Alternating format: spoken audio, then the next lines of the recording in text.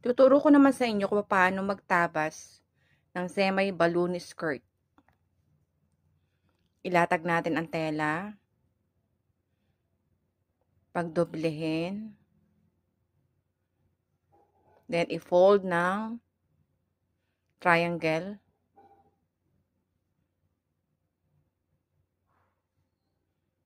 Ayusin natin para pantay-pantay ang pagkakagupit. Lagyan natin ng pin ang bawat tabi.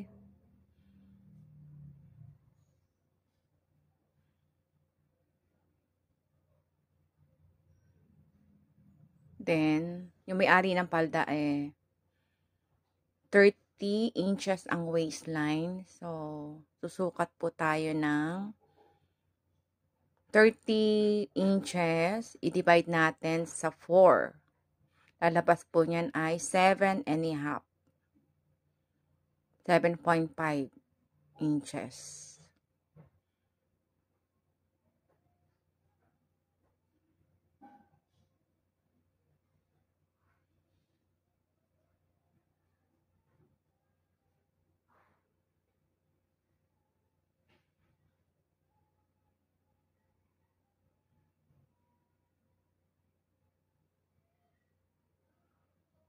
Lagyan natin ng guhit. Then, ang haba po ng skirt ay 35 inches.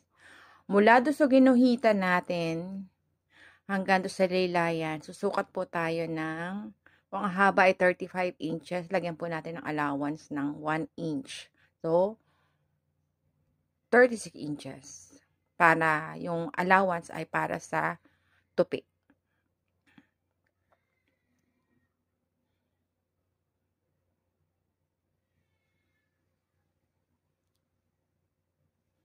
Gupitin na natin.